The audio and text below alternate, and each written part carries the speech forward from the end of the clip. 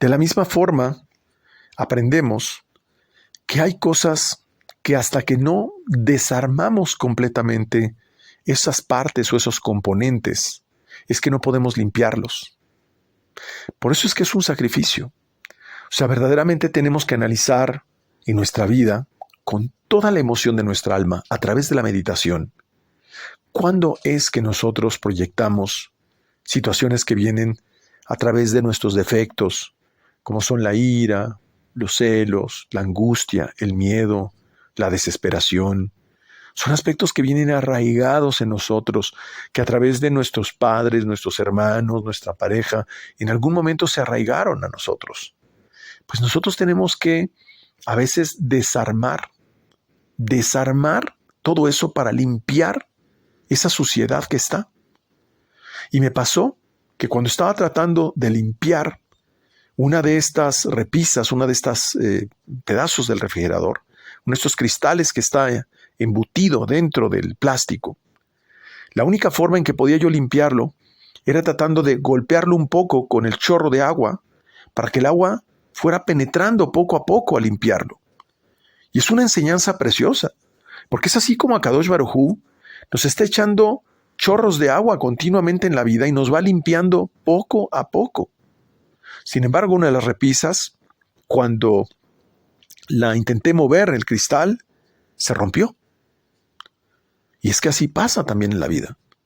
Hay cosas en nuestra vida que solamente cuando rompemos completamente esas estructuras que son rígidas, es la oportunidad de limpiarlo.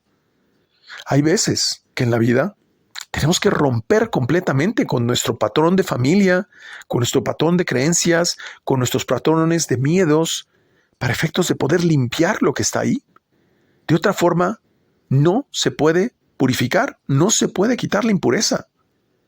Todo esto tiene un significado precioso de cómo Pesaj nos obliga, junto con la Parashá Vayikra, precisamente a no estar esclavizados a aspectos emocionales, a aspectos de pensamientos, a nuestras acciones, a nuestros pasados, a nuestra familia, a nuestras generaciones, a nuestras creencias, a nuestros paradigmas en general. Tenemos que romper muchas veces todos esos elementos para efectos de poder subir de nivel de conciencia y transformarnos en personas que seamos mucho más libres. De esto también nos habla la Parashá Vayikra. Es decir, por lo tanto, estos traumas de la vida muchas veces nos tienen enclaustrados con esta impureza. La reflexión, la emoción y ese quebrantamiento de espíritu lo realizamos, pero impulsando el cambio, no como nos enseña la psicología a través del análisis de nuestras acciones, sino todo lo contrario. Lo realizamos impulsando el cambio en el mundo de arriba y no en el mundo de abajo. Cuando Hashem le habla a Moshe y éste le dice que está afuera del tabernáculo de reunión, es porque no podía ingresar Moshe a causa de que Akadosh Baruj Hu le mostraba todos los pecados, todos los cortocircuitos que había cometido o que iba a cometer en un futuro el pueblo de Israel. Y es que precisamente todos estos cortocircuitos hacen que nos quiten el tabernáculo, que nos quite la conexión. Muchas veces no son cortocircuitos de acciones, son cortocircuitos que se reflejan en nuestra vida, pero que existen en nuestro interior. Dice el Zohar, el remedio para esto, que pareciera imposible, es la frase que está en Vayikra, capítulo 1, versículo 2. Si algún hombre entre ustedes trae una ofrenda a Hashem, esa es la solución. Quiere decir, aquí están los sacrificios para ti que dan protección a todos. Se refiere obviamente a la meditación cabalística. Que me traigan una ofrenda significa que me hagan una meditación con Shemot, con nombres y con Yehudim, nombres trenzados. Obviamente esto no viene en el Zohar así explícito, esto último lo estoy explicando para hacerlo más fácil.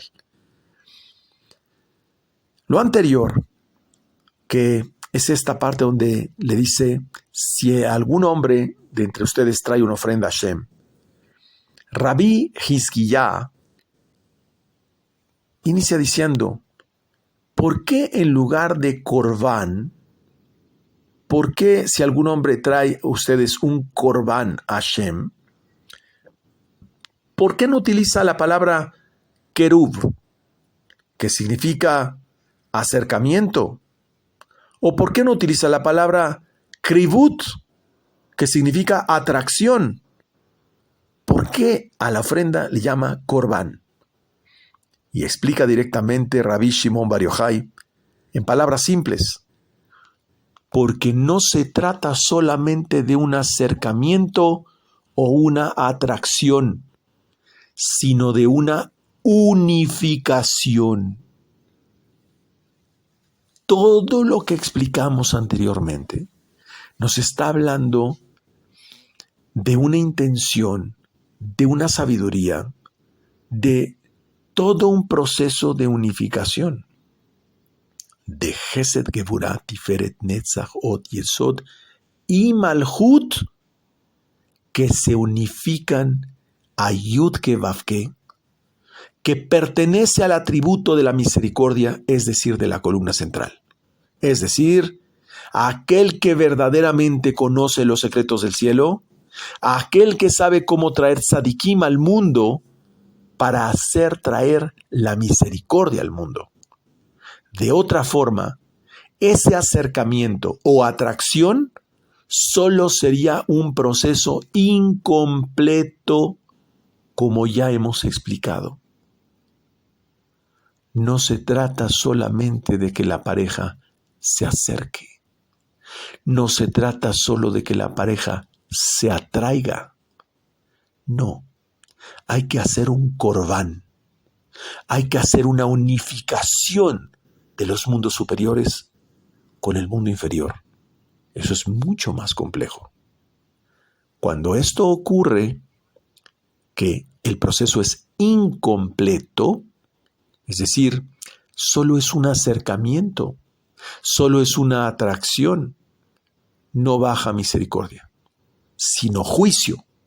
Por lo tanto, el nombre de Yud-Ke Vav-Ke con Elohim trenzado, Yud Alef He Lamed Vav He He Yud Mem, es el nombre que ayuda a transformar el juicio en misericordia, puesto que sabemos que este mundo Malhut es juicio y no misericordia.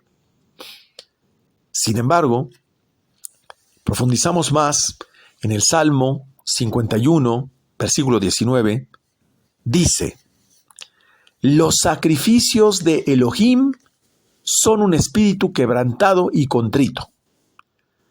Elohim, tú no lo despreciarás. ¿Cómo que los sacrificios de Elohim? ¿Por qué no dice el Salmo los sacrificios de Yud-Ke Vav-Ke? Y responde Rabbi Shimon Bar Yochai, porque no está escrito en el Salmo las ofrendas de Elohim, sino los sacrificios de Elohim. Es decir, alude al lado norte, al juicio. Ese espíritu quebrantado y contrito es por el juicio. Es el dolor de la vida que nos ayuda a romper el juicio y el poder del juicio severo. Cuando viene remordimiento por nuestras acciones, y la pregunta es, ¿remordimiento de qué? Es que fui muy tonto, fui muy tonta por lo que hice. No, señor, esas son infanterías, esas son cosas de niños. El único remordimiento que podemos tener es no haber tenido la sabiduría para mitigar el juicio. De esta manera, esa persona que no conoce Yehudim, que no conoce los nombres y no sabe cómo hacer la relación, que no sabe cómo unir el mundo de arriba con el mundo de abajo, no sabe cómo transformar el juicio en misericordia. Ahí es que debe venir el remordimiento. Luego entonces, pregunta, ¿por qué dice la Torá? Si un hombre de entre ustedes trae una ofrenda a Yud Ke Vav Ke. ¿Por qué de entre ustedes? ¿Por qué no simplemente dice de ustedes? Responde Rabbi Shimon Bar Yochai. Porque la frase de entre ustedes exceptúa al primer hombre. Se refiere a Adán, quien no trajo una ofrenda, sino que se mezcló con fuerzas negativas. Dice el Zohar, no trajo un vacuno o un ovino, es decir, no sacrificó sus malas cualidades, sino trajo un toro. Eso se refiere a Samech Mem, es decir, se unió con las fuerzas negativas, donde se perdió toda conexión con el mundo espiritual. Por eso dice, si un hombre de entre ustedes, para que no se haga referencia a ese hombre que era Adán. Y viene una lección importantísima para los hombres. Ojo, los hombres. Dice literalmente el Zohar que un hombre sin una mujer no está compuesto de masculino y femenino. Por lo tanto, lo compara con el Salmo 48, versículo 1, que es diferente de los demás salmos, porque este es un salmo que es un himno que contiene, además de ser un himno, una alabanza dentro del mismo salmo. Es decir, es un cántico y es un salmo. Pero ya sabemos que cántico significa secreto, shir. Es decir, que tiene una parte masculina y tiene una parte femenina dentro del mismo salmo. Es una alabanza dividida en dos alabanzas.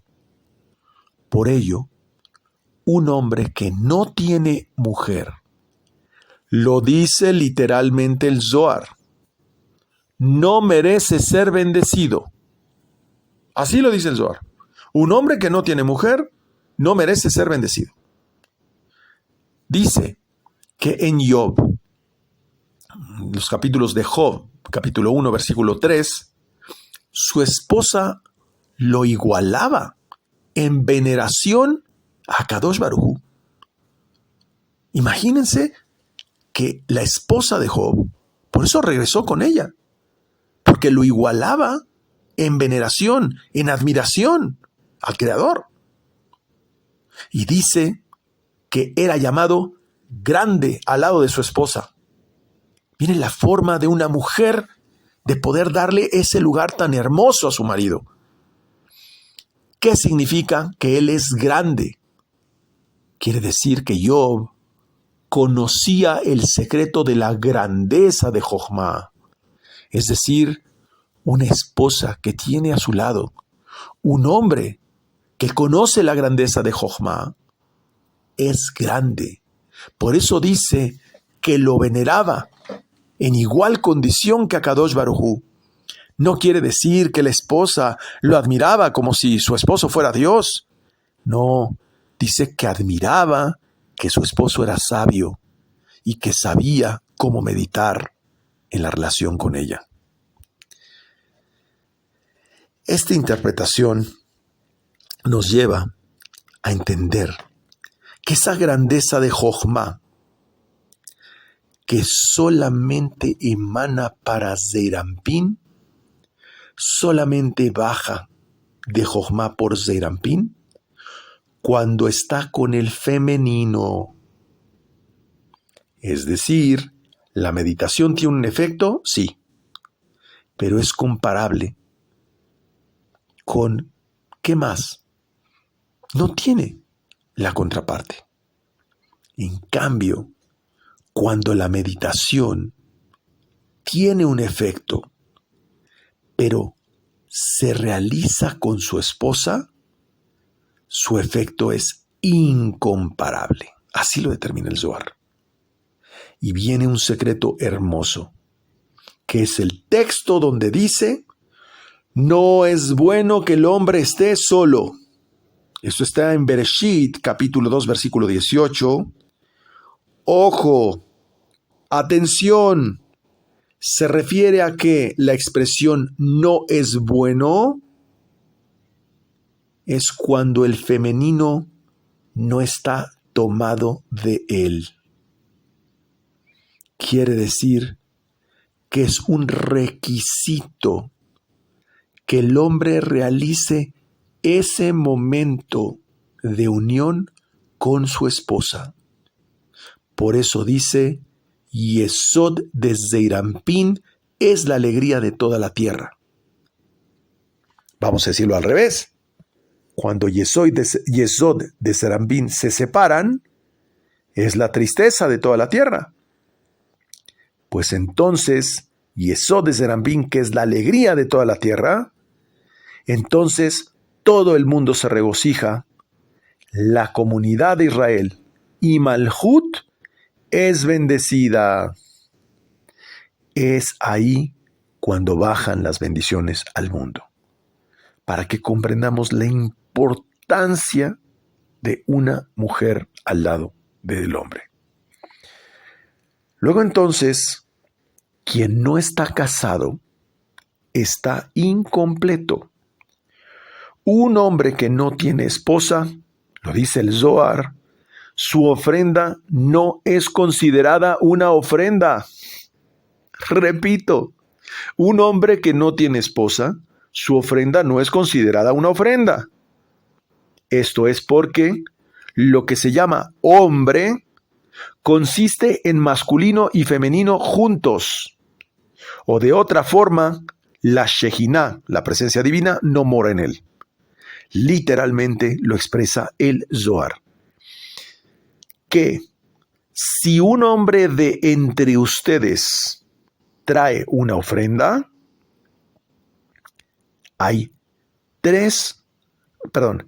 este hombre trae cosas para ser unidas, no solo cualquier cosa. Por lo que un hombre que no se ha casado no es considerada como tal.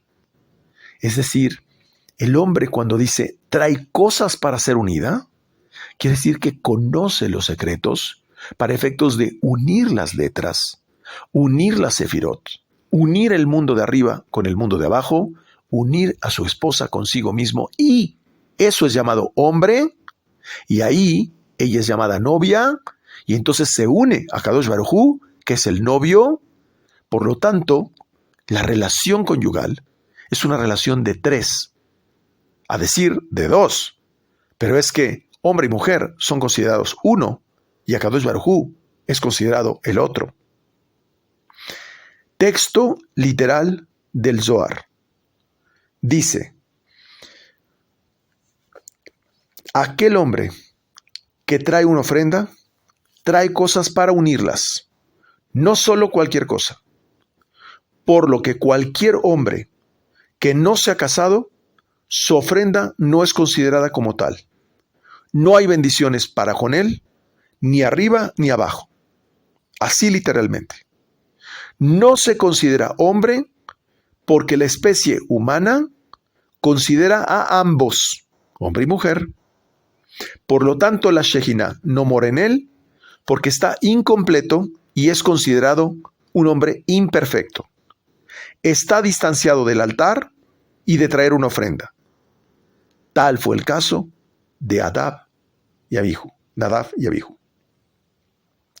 Claramente, en un espacio pequeñito, dice el Zohar que la Ketoret, el incienso, es superior a cualquier ofrenda en el mundo. Esas palabras son las que dice. Porque bendice a los seres superiores e inferiores. A pesar de ello, a pesar de que Nadab y Abihu trajeron el incienso, no fue apto este proceso, esta acción para traer esta ofrenda.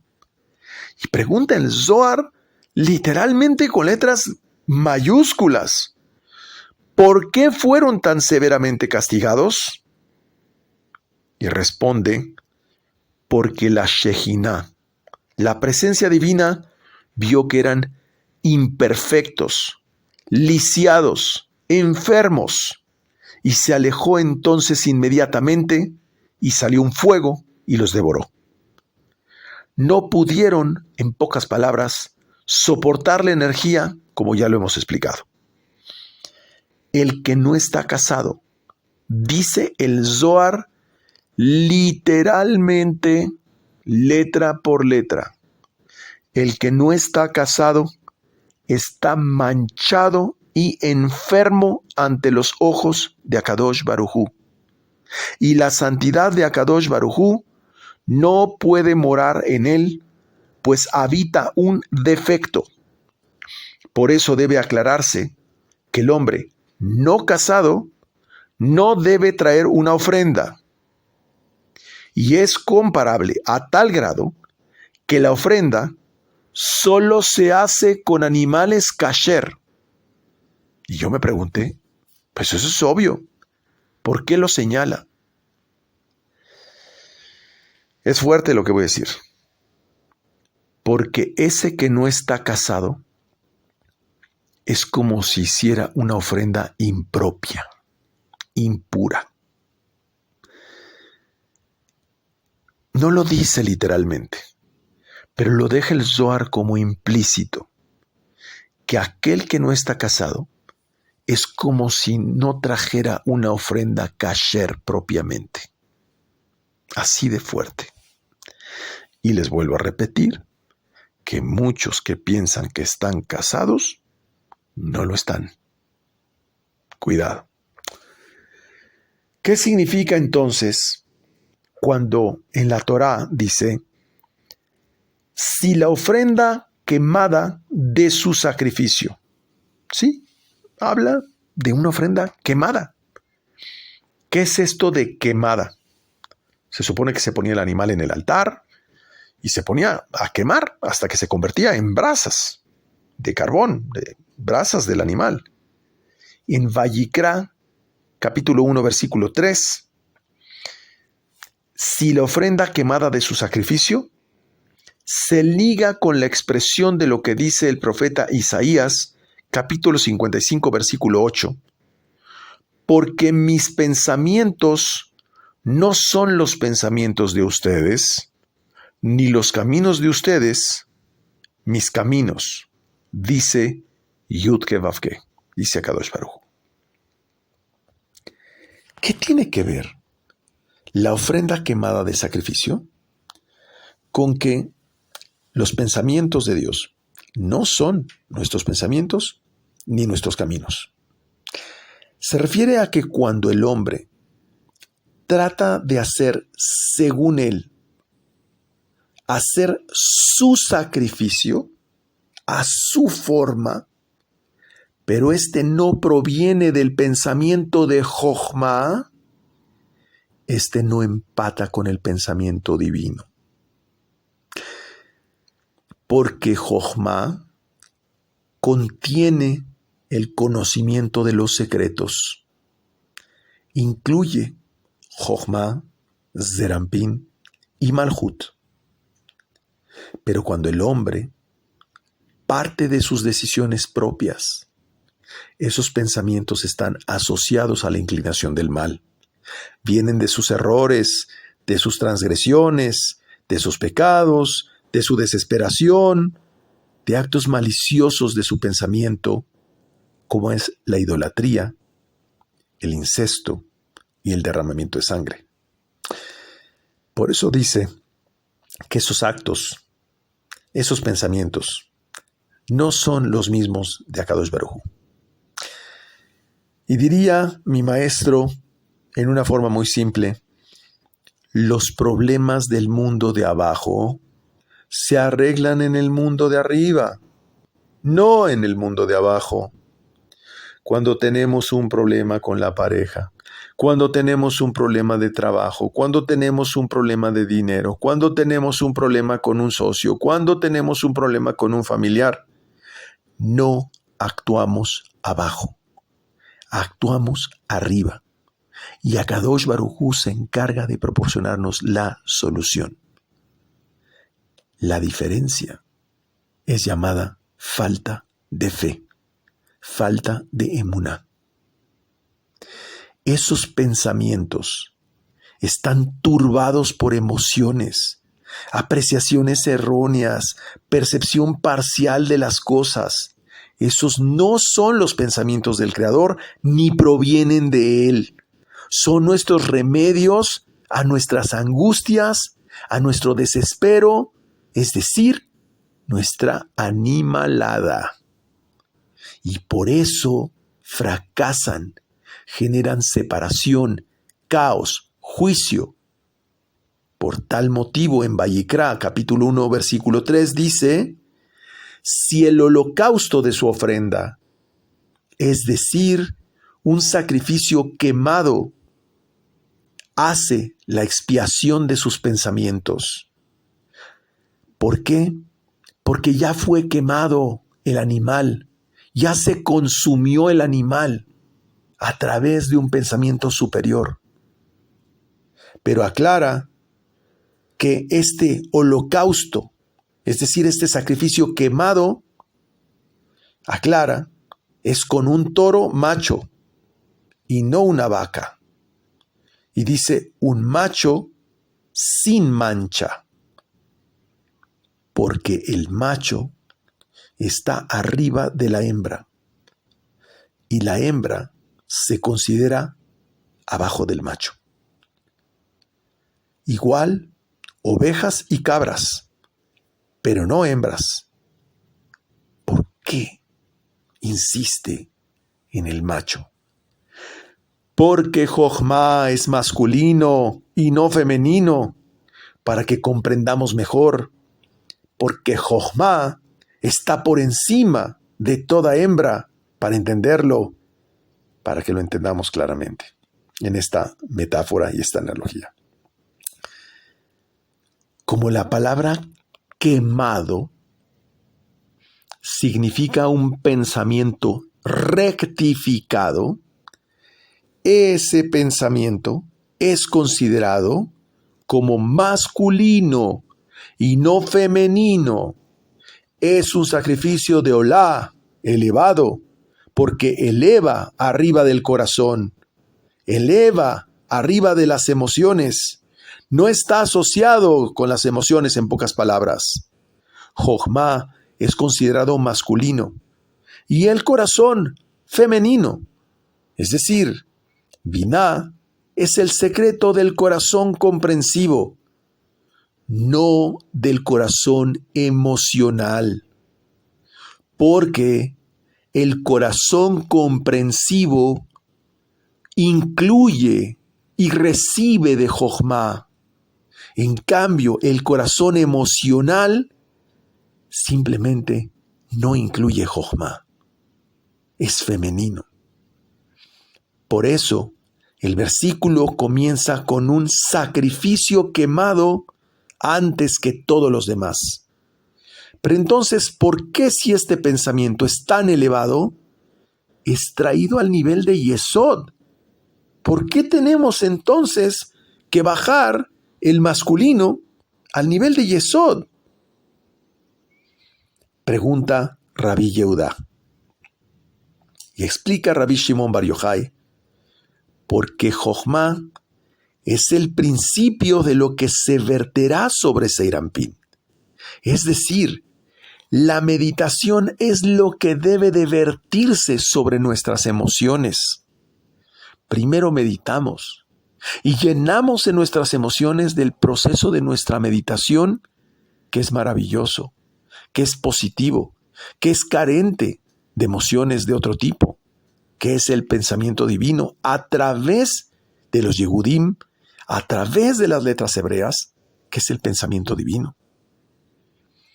Ahora bien, una vez que nosotros hemos llenado a través de este principio que se vierte sobre Serampín, ¿por qué? Porque el pensamiento solo es consumado con el hecho. Y esto lo vamos a explicar a más profundidad.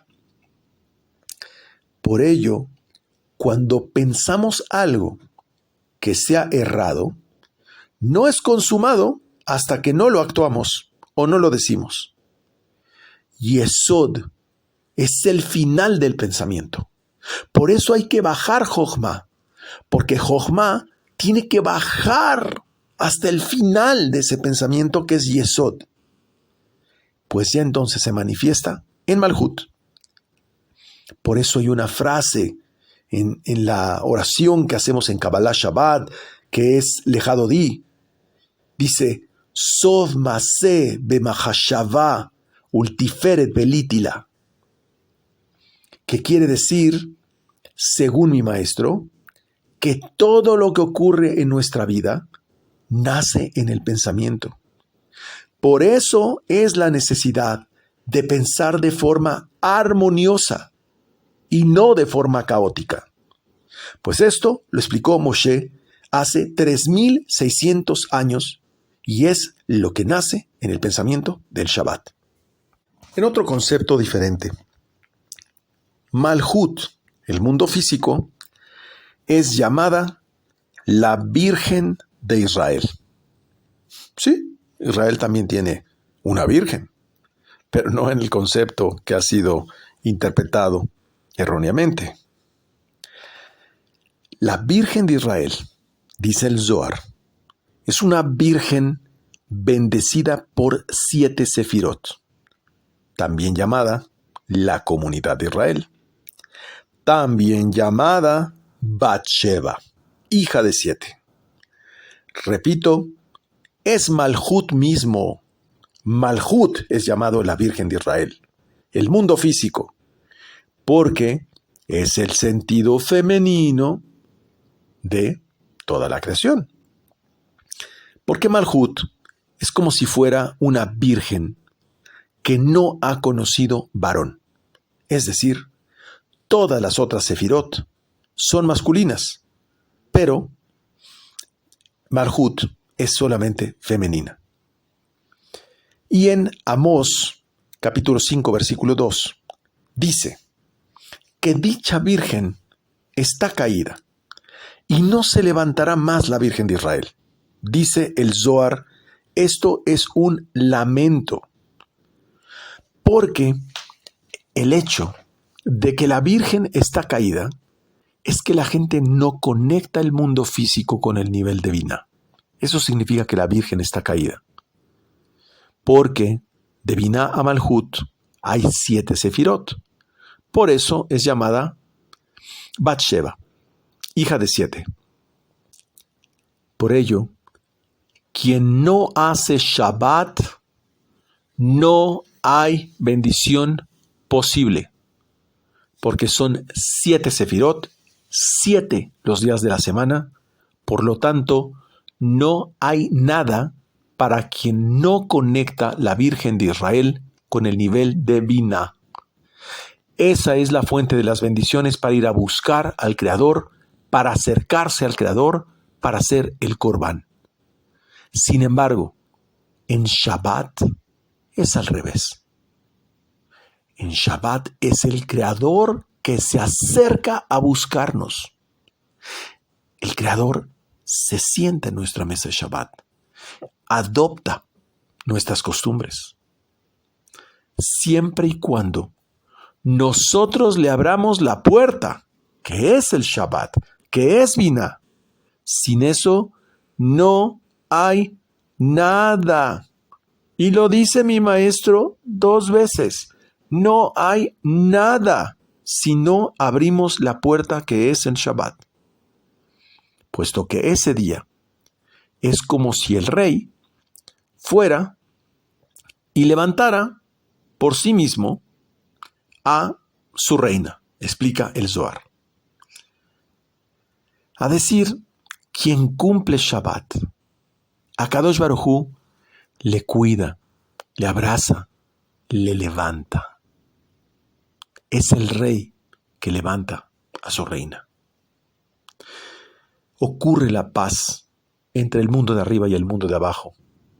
De otra forma, hay caos, no hay paz. Por eso, el Shalom Bait, la paz entre la pareja, es súper importante para efectos del Shabbat.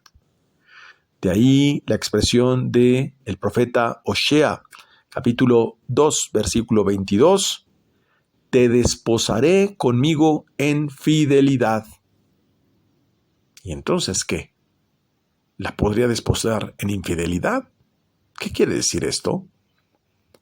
Quiere decir que en Shabbat, cuando el hombre con su mujer se une con su alma al Creador. Es decir, la fidelidad de la que habla el profeta es que tiene que ser la unión de hombre y mujer y el alma de ambos que se une con su Creador. Por eso es que es una expresión de fidelidad, fiel, porque verdaderamente es uno solo. Sin embargo, en la época mesiánica, nosotros ya no subimos a buscar al Creador, sino que en la época mesiánica Él baja a buscarnos a este mundo. Nos acercamos, pero Él baja. Por eso es que también estamos viendo el holocausto de este mundo. Estamos viendo que este mundo se está haciendo cenizas, se está quemando, porque la nueva conciencia de la era mesiánica nace de las cenizas anteriores. Son maneras de pensar, paradigmas, miedos, tecnologías equivocadas que no conectan con el mundo cósmico. Eso es una conciencia y una forma de vivir obsoleta. Esa es la Geulá, la redención del Mashiach. Binah es como un gran shofar, explica el Zohar, por medio del cual los esclavos reciben la libertad eterna. Lo sabemos porque el año 50 o 50, la puerta 50, es Binah, es Shabbat, que dice, libera a los esclavos. Se supone que cuando se cumplía este efecto de los 50 años, hasta los esclavos quedaban libres. ¿Qué quiere decir esto? Que el Shabbat quita las klipot, que el Shabbat quita la parte que conectamos con el efecto negativo. Nos quita esa esclavitud. Por eso la Torá fue dada desde ese lugar, desde la puerta 50, desde el nivel de Binah, porque era una Torá para profetas. Por eso debemos leer diferente. No leas, dice el Zohar, grabó en las tablas, Harut, sino lee Jerut, que significa libertad, porque la libertad de todas las klipot viene de Binah, que se reúne con una fuente que es Yesod. Y dice, todos los ríos corren o van al mar, en Kohelet, Eclesiastés, capítulo 1, versículo 7. Explica el Zohar, Malhut es llamado mar, porque Binah es una vasija que tiene 40 medidas, es decir, que está por encima del bien y del mal. Pues ahora Mashiach tiene que reconstruir las primeras tablas que rompió Moshe, es decir, regresar a todos a la Cábala. En Shemot, capítulo 19, versículo 19, dice que Moshe hablaba y Elohim le respondía con una voz. ¿Qué es esta voz? Zeirampín es llamado voz. Pero aquí dice que era Moshe el que hablaba. Es decir, la voz parecía que era de Moshe. Cuando Moshe bajó del Sinaí, le dijeron: habla tú con nosotros y nosotros escucharemos, pero que Elohim no hable con nosotros. Esto lo dice en Shemot capítulo 20, versículo 16. ¿Por qué dice esto? ¿Por qué querían que le hablara Moshe, pero Elohim no? Quiere decir que no había palabra que no hablara Moshe, que no fuera la boca propiamente de Akadosh Baruj Hu en Malhut. La boca de Moshe era Zeir Anpin, por lo que unía continuamente su Vav de Zeir Anpin. La Torah proviene entonces de la boca de Moshe, que es la boca de Hashem, porque Moshe permutado dice Hashem. Y no hay razón por la cual hayamos venido al mundo que no sea para escuchar los secretos de la Torah. Quien no une el nombre de Yudke Vavke mediante dicho estudio, dice el Zohar, mejor hubiera sido que no hubiera nacido. ¿Por qué? Porque se suma un proceso de reencarnaciones donde no sale de ello de una forma continua y progresiva. Es mundo de dolor. ¿Por qué motivo dice esto a Akadosh Baruj Hu? Mejor le hubiera sido no haber nacido. No es por una situación de castigo. Es porque Dios quiso completar el cuerpo del hombre con el alma. Lo creó también en ese sentido, masculino y femenino. El alma es masculina y el cuerpo es femenino. Entonces dice, solo cuando un hombre se une a su mujer y tienen un hijo y una hija, está completo en la imagen de arriba. Si un hombre no tiene hijos, su alma no se une al santo nombre cuando muere. Volverá a encarnar en este mundo. En realidad, tener un hijo y una hija significa unir Zeir Anpin con Malhut. Yesod, a decir Zeir Anpin, es llamado hijo y Malhut es llamado hija. Sin embargo, esto no significa que el hombre pueda morir sin tener hijos. Si esto ocurre, volverá a reencarnar. Por eso, la expresión ningún extraño comerá de esta, cuando habla de la hija de un sacerdote, significa que quien no tenga hijos no podrá participar en el deleite celestial con Akadosh Baruj Hu. Es decir, tendrá que regresar al mundo a tener hijos.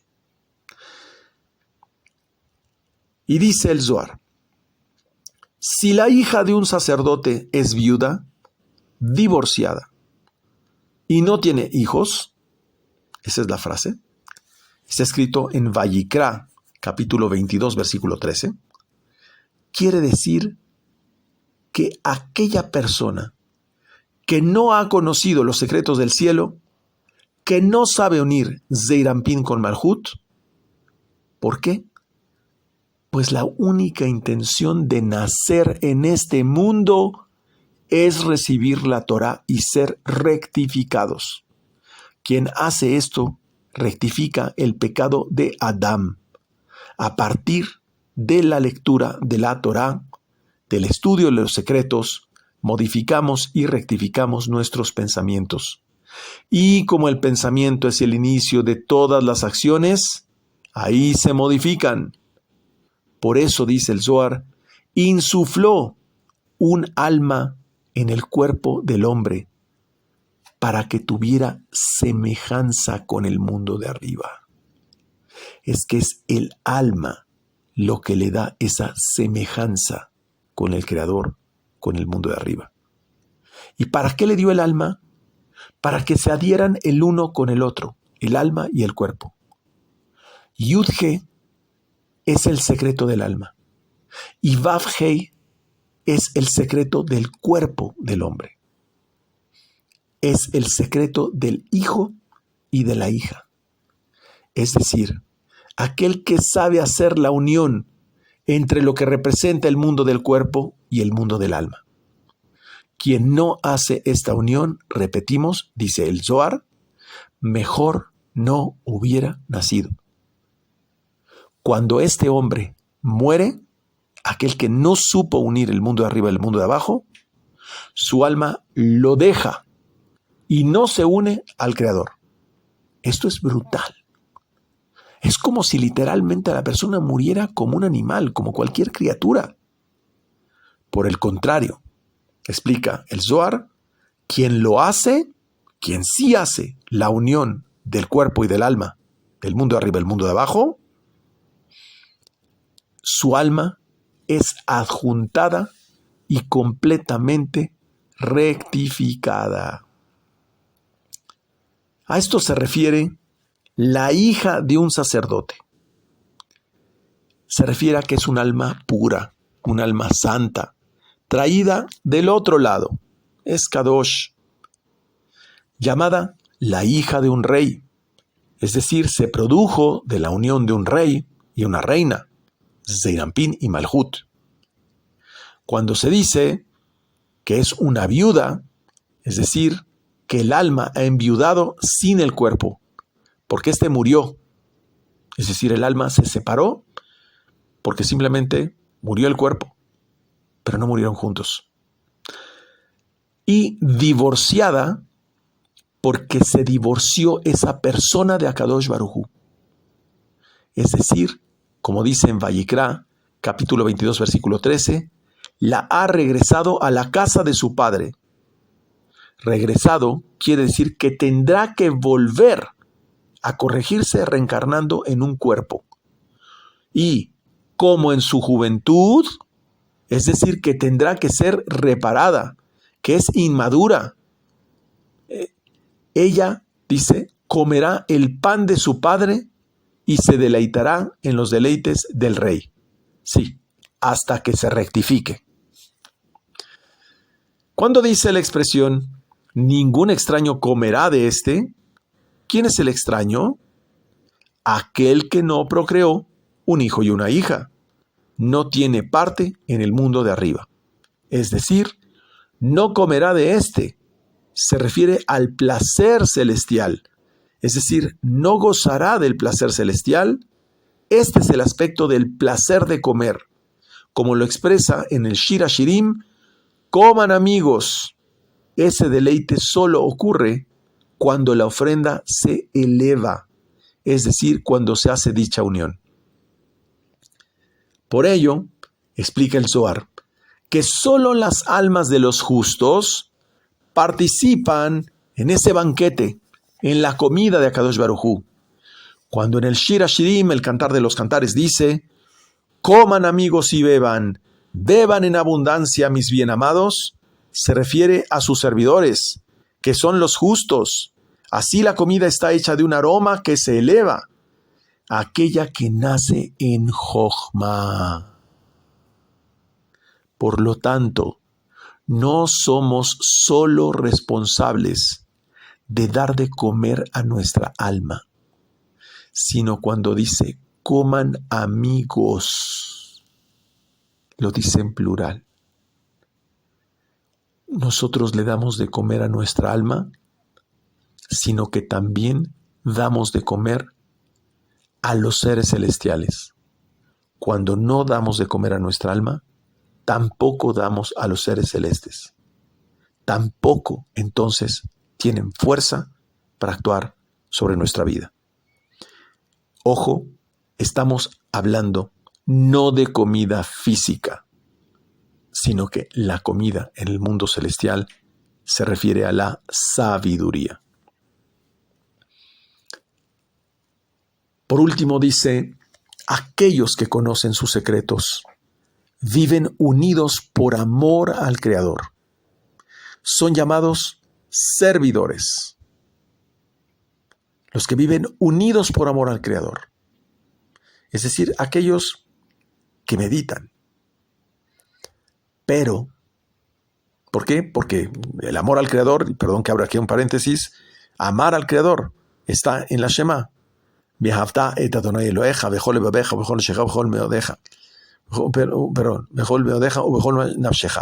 decir, amarás al Creador con todo tu amor, con todo tu cerebro, con todo tu corazón y con todo tu hígado. Perdón por el error. Es decir, esos están unidos en amor al Creador. Aquellos que saben meditar son llamados sus servidores. Mas aquellos que llevan la Shejiná consigo son llamados hermanos. Ya es un nivel superior. Es decir, aquellos que se despiertan en la madrugada a estudiar los secretos, aquellos que en verdad le conocen. Cuando habla que el hombre tome a su hermana, se refiere a la comunidad de Israel, a la Sefirá Malhut. Es como estar cara a cara, al mismo nivel del Creador. Cuando están unidos la comunidad de Israel, que es Malhut, eso es cuando están unidos. La expresión Yahad, que viene de Ejad, es decir, que son uno solo. Eran como Aarón y Moshe. Siempre estaban el uno con el otro. Porque la palabra Ejad significa una unión completa. Hombre y mujer. Cada quien se vuelve una mitad y suman uno. También como el cuerpo y el Creador, que es la otra parte, que es el alma. El cuerpo y el alma están unidos, así como hombre y mujer están unidos, así como esta idea donde Yesod y Malhut están unidos. Es decir, se unen todas las partes como si fueran uno. Dependiendo del nivel que logremos de acercamiento en el Corbán, dependiendo de este nivel que podamos acercarnos al Creador, dependiendo de ese Corbán, es que tenemos la cualidad de ser llamado esclavo o siervo, hijo de Dios, hermano de Dios o amigo de Dios, como fue el caso de Abraham. Ya hemos explicado, hijo de Dios es aquel que conoce sus secretos. Hermano de Dios es el que se para de madrugada y lo conoce como de cara a cara, como de tú a tú. Y amigo de Dios es el que siempre está con él, como es el caso de Abraham. Es todo el Corbán, el mecanismo mediante el cual transformamos el rigor. La sangre que era dispersada representa el rojo, el rigor. Las vísceras, las malas emociones. Y transformamos eso en cenizas. Es decir, lo quemamos, lo asociamos con Jochma, lo elevamos a un nivel superior fuera de las emociones. Y la Ketoret, que es el incienso, que es, dice, aroma agradable para el Creador. Es decir, transformar nuestras malas cualidades, y ahí vemos los distintos niveles que se pueden alcanzar con los Korbanot.